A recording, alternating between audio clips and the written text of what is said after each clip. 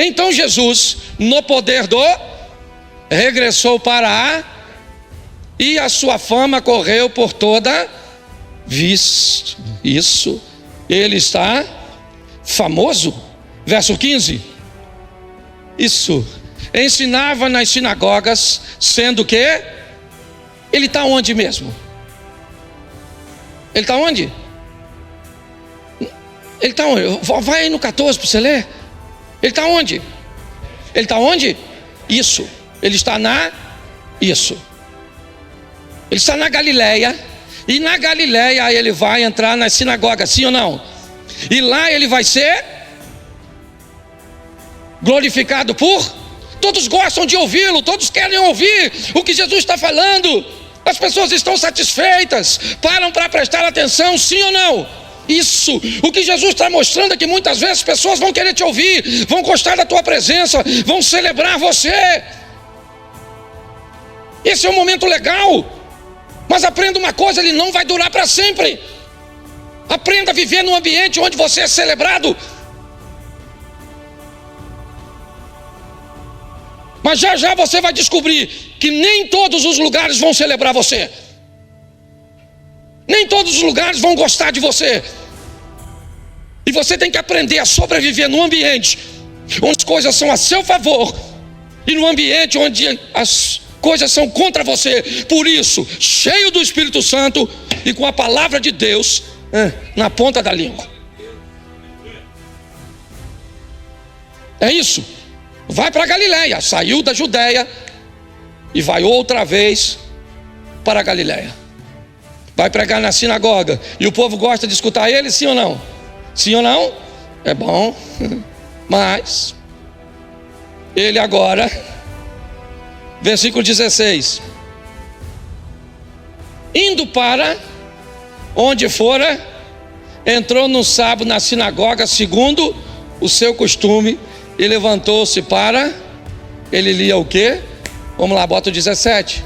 Então lhe deram o livro do profeta. Abrindo o livro, achou o lugar onde estava escrito: o Espírito do Senhor está sobre. E ele está lendo isso onde? Onde? Em que cidade? Isso.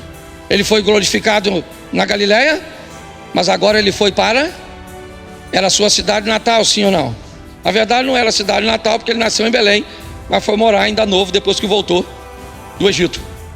Tá certo? Ele está agora em Nazaré, sim ou não? Está pregando? Tá ou não está? Lendo a palavra do Senhor? Sim ou não? Versículo de número 28. Todos na sinagoga, ouvindo essas coisas, se encheram de... Verso 29. Levantando-se, o expulsaram da cidade, o levaram até o cimo do monte sobre o qual estava edificada, para de lá o precipitarem abaixo. Verso 30. Jesus, porém, passando por entre eles, retirou-se. Agora ele está em Nazaré. Estão gostando do que ele está dizendo? Estão querendo matá-lo? Pois é. Você quer dizer, eu quero dizer a você que cada dia traz consigo seu mal. E você vai ter que aprender a lidar com ele. E só consegue vencer cheio do Espírito Santo e cheio da palavra de Deus. Você sabe por que Jesus sabia de Bíblia? Por que ele lia o profeta Isaías? Segundo alguns estudiosos como Flávio Josefo, não gosto muito de ficar citando essas coisas não, mas segundo Josefo, Jesus era tão culto, se não mais, do que o apóstolo Paulo. Ele não era culto porque o Espírito Santo colocou as coisas na cabeça dele. Ele era culto porque lia, porque José o preparou. Todo mundo que via Jesus se lembrava de José. Não é este filho do carpinteiro? Não é este o filho de José? Porque estudava, porque investia em si mesmo. Essa é a grande verdade. Não podia utilizar seus poderes sobrenaturais. Não. Mas o que nós vemos aqui é que nem todos os lugares o recebia bem. na sua própria casa, na sua própria família. Talvez por isso nós temos o hábito de dizer que um profeta não tem valor senão na sua própria terra. Nazaré era como Krypton para o super-homem.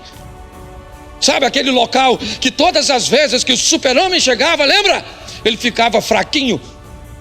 Era só sair, certo? De perto da kryptonita que as forças do super-homem voltavam. Era assim que funcionava. Jesus era poderoso. Onde? Cafarnaum. Onde? Betânia. Onde? Nazaré. Onde? Naim. Onde ele era poderoso? Ele era poderoso em todos esses lugares. Mas quando ele chegava em Nazaré, ele ficava fraco. Olha só. Ele era poderoso onde? Onde ele não era comum. Onde ele era tratado como quem era de verdade. E o mais legal, ele não tinha problema nenhum com isso. Isso é que me, sabe? Porque se fosse um de nós, se tinha um local que nós não gostaríamos mais de ir na nossa vida, seria: eu vou num lugar onde ninguém. Mas ele ia lá, fazia muito milagre? Não fazia, porque tinha gente lá que cria. Então ele fazia poucos milagres, mas não deixava de atender a demanda daquele lugar. Essa é a verdade. Mas ele sabia conviver, que é numa sinagoga na Galileia, onde todo mundo gritava seu nome. A sinagoga estava cheia para ouvi-lo, que é em Nazaré, onde as pessoas queriam expulsá-lo, dizendo: vai embora daqui, some desse lugar, nós não reconhecemos você. Não é ele irmão de Judas? Não é ele irmão de Tiago? Não é ele o filho de José? Não chama sua mãe Maria? Jesus era tratado de forma comum. É assim que funciona. Mas, versículo 31 do capítulo 4: desceu a Cafarnaum, cidade da Galileia, e os ensinava no sábado. É fantástico, quer ver? Vamos ler um pouquinho. Aí, vou ler até o 37. Vamos lá, coloca o 32, só para o pessoal todo ver. E muitos se maravilhavam da sua doutrina, porque a sua palavra era com... Olhe para mim agora para você entender o que significa isso. A exposição da palavra de Deus do Velho Testamento na época de Jesus era diferente da de hoje. Se isso aqui fosse uma sinagoga na época de Jesus, e eu estivesse falando algo sem citar o texto, você poderia me rebater. Não era um monólogo, como é na cultura de hoje. Qualquer outro rabino poderia se levantar e dizer: não concordo com isso que o senhor está dizendo, porque Êxodo capítulo 14, verso 17 está escrito assim, assim, assim. Isso removeria a autoridade daquele que estava falando. Quando o texto diz que maravilhavam-se da sua doutrina por causa da palavra, e mais, porque a doutrina dele era feita com... Todas as vezes que alguém se levantava para questionar Jesus, ele tinha um texto bíblico para dizer: mas está escrito. Como ele fez com Satanás lá atrás, ele fazia. A mesma autoridade que ele mostrou para Satanás quando usava um texto contra ele, ele mostrou. Porque Jesus era o mesmo. Presta atenção, a Arca da Aliança, lembra a Arca da Aliança, Velho Testamento? Por fora ela é revestida de quê? Ela é revestida de quê? Quem é que via dentro da arca? Quem é que podia abrir a arca e olhar lá dentro? Só quem? Só o sumo? Só ele que podia olhar onde? Por fora todo mundo podia? Mas por dentro quem é que podia? Só o... A arca por fora ela era de quê? Uma folha de ouro. E por dentro da arca tinha o quê? Ela era revestida de quê por dentro? Ela era de madeira, sim ou não? Por fora ela tinha uma folha de ouro, sim ou não? Por dentro ela tinha o quê? Em cima da madeira era o quê? Folha de... Alguém ia ver dentro? Só o sacerdote? Então por que Deus mandou colocar a Arca da Aliança? Representava Deus? Sim ou não? Então quando ele manda botar a mesma coisa de fora por dentro, o que ele está querendo dizer é: eu não vivo de aparência, o que todos me veem por fora, eu também sou por dentro. Você consegue entender isso? É a força da autoridade de Jesus. O pessoal está dizendo, ele, sua doutrina, porque a sua palavra era feita com o quê? Com o quê? Com o autor e isso, vamos até o 37, rapidinho, por causa do horário. Vamos lá. Achava-se na sinagoga. Deixa quieto. Vou pular isso aqui. Tá certo? Mas preste atenção. Onde isso está acontecendo?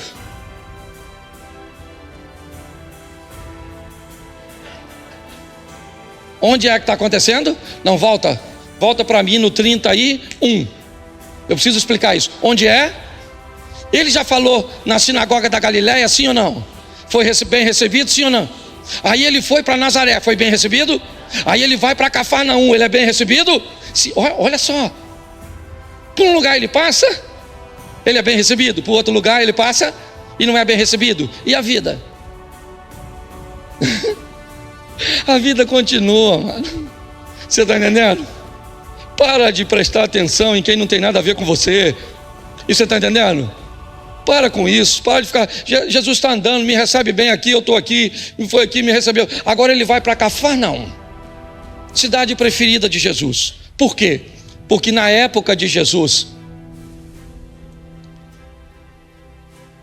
era assim, como São Paulo, capital. Não de tamanho, mas por onde as coisas passavam. Eu morei 2 anos e meio em São Paulo, quando era solteiro. São Paulo as coisas chegam primeiro na moda, chega primeiro na construção. As coisas chegam por lá. Cafarnaum era assim, uma cidade marítima, tá certo? Mas também de um ambiente terrestre muito bem estruturado, armazéns e uma boa estrutura. Por isso Jesus concentra ali seu ministério, porque por ali passavam as caravanas que vinham da Índia, trazendo suas especiarias para subir para a Europa. Por ali passavam as notícias, por ali passava o comércio, por ali passavam as pessoas. E se Jesus criasse alguma coisa ali, ele estaria colocando ou enviando aquilo para todos os lugares. Então em Cafarnaum, em particular na casa da sogra de Pedro, talvez 30 metros separem a casa da sogra de Pedro da sinagoga de Jairo. Ali ele fez muitos milagres, é verdade, mas mais do que milagres, Jesus estava ali, tratando Cafarnaum como uma cidade muito especial. Mas a partir do verso de número 38, deixando a sinagoga, foi para a casa de Simão. Simão ali, Pedro. Ora, a sogra de Simão de Pedro achava-se enferma com febre muito alta. Lê ali para mim, por favor.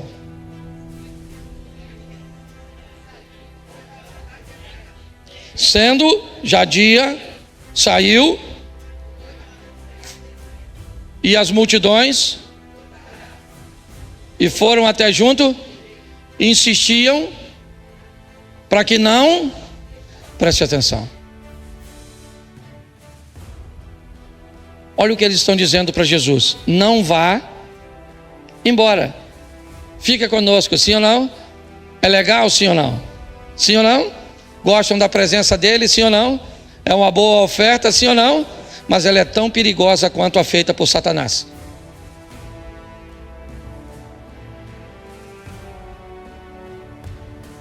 Bota o verso seguinte.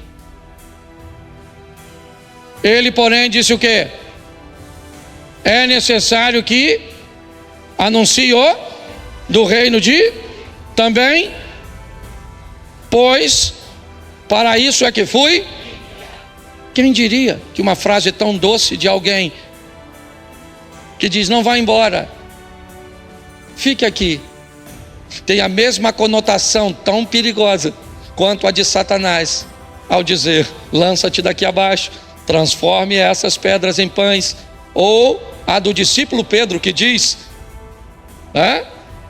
não morra, não faça isso.